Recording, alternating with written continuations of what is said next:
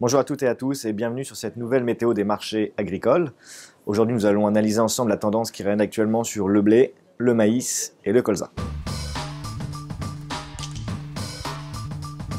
Commençons par le blé avec un climat ensoleillé. En effet, depuis notre dernière intervention, le blé matif sur l'échéance mars 2022 a progressé de 20 €, soit 7,5% de hausse. Alors, pourquoi cette hausse ? Nous avons en fait une forte demande sur la scène internationale et des disponibles réduits. Donc ces points ont soutenu les cours du blé sur le matif. Aujourd'hui, les opérateurs vont surveiller principalement deux éléments.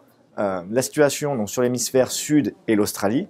Il y a des pluies actuellement sur les régions de production de blé et les quelques craintes sur une baisse potentielle des rendements ou de la qualité permettent d'entretenir la nervosité sur les marchés. Par ailleurs, les opérateurs vont également surveiller attentivement la compétitivité du blé français sur la scène internationale. Aujourd'hui, nous avons un retour de l'Argentine sur le devant de la scène et la baisse du fret permet au blé argentin de calculer de plus en plus. En plus, l'OAIC, donc l'Algérie, a assoupli son cahier des charges, ce qui éloigne un petit peu le blé français de ce débouché traditionnel et qui pourrait appuyer sur le matif. Techniquement, le contrat pourrait se diriger vers la zone de 300 € sur une demande internationale très forte, et pourquoi pas un retour notamment de la Chine sur le devant de la scène. Dans le cas contraire, avec des craintes climatiques un peu dissipées, le contrat pourrait se diriger sur le support clé de 280 €. Aux États-Unis, le wheat sur l'échéance mars 2022 a progressé de 85 cents, soit 11% de hausse, pour venir se négocier autour de 8,30 $. La demande internationale est forte, elle est disponible réduite, ce qui vient soutenir les cours du blé, notamment aux États-Unis. Pour la suite, les opérateurs vont surveiller attentivement le comportement de la Chine sur la scène internationale et également les conditions climatiques en Australie, mais également sur les semis de blé d'hiver aux États-Unis. Nous poursuivons cette méthode des marchés avec le maïs et un horizon dégagé également. Depuis notre dernière intervention, le maïs sur l'échéance mars 2022 a progressé de 7 €, soit 3% de hausse. Le contrat vient se négocier aujourd'hui proche de la zone des 240-245 €. Le maïs est monté dans le sillage du blé, mais le dernier rapport USDA qui a été jugé plutôt neutre l'a un petit peu freiné. Aujourd'hui, nous avons un spread blé-maïs sur le matif qui est important, autour de 45 €, contre une moyenne mobile à 100 jours autour de 23 €. Le maïs reste recherché, les récoltes sur l'hémisphère nord sont bonnes, mais nous avons de nombreux retards, ce qui vient sous-approvisionner un petit peu le marché du maïs, et donc la demande en face, qui est très forte sur la scène internationale, vient soutenir les cours.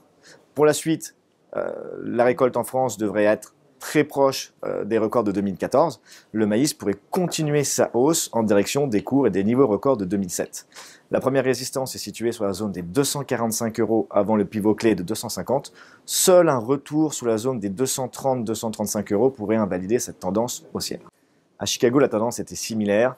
Le contrat corn a progressé de 55 cents, soit 10%, pour venir se négocier autour de 5,80 $. Le dernier rapport USDA a été jugé plutôt neutre par les opérateurs. Ces derniers se tournent désormais vers les conditions climatiques sur l'Amérique du Sud. Le comportement de la Chine est également à suivre. Les stocks sont au plus bas depuis près de 10 ans et il y a une volonté, avec le retard accusé sur les récoltes, de reconstituer des stocks et de revenir sur la scène internationale. Nous terminons cette méthode des marchés avec une note positive sur le colza. En effet, depuis notre dernière intervention, le colza sur l'échéance février 2022 a progressé de plus de 70 €, soit 11% de hausse, avec un point haut touché à 715,75 €. Alors pourquoi cette hausse ? On a une fermeté sur la graine, qui est très difficile à trouver partout dans le monde. On a une fermeté sur les huiles et sur les cours de biodiesel. Et on a une forte demande, notamment sur les marchés et de la Chine. La Chine revient sur la scène internationale avec l'amélioration des marges de trituration et ce point vient soutenir les cours. Pour la suite, les opérateurs vont suivre les conditions sur l'Amérique du Sud et également le comportement de la Chine et, attention, au retour de la crise sanitaire qui pourrait ajouter un peu d'incertitude sur les marchés. Pour le moment, la tendance reste haussière avec un contrat qui pourrait rester au-dessus de 700 €. Seule une baisse rapide sous 680 € pourrait invalider cette tendance haussière. Aux États-Unis, le soja sur l'échéance mars 2022 a progressé de 35 cents pour venir se négocier autour de 12,65 $, alors que les récoltes sont en train de se finaliser. Le soja évolue plutôt dans une phase de stabilisation après la publication d'un rapport USDA jugé plutôt neutre, avec un bilan donc du coup moins tendu. Pour la suite, la demande internationale sera à suivre attentivement, tout comme le comportement de la Chine. Merci de nous avoir suivis et rendez-vous le mois prochain pour une nouvelle météo des marchés.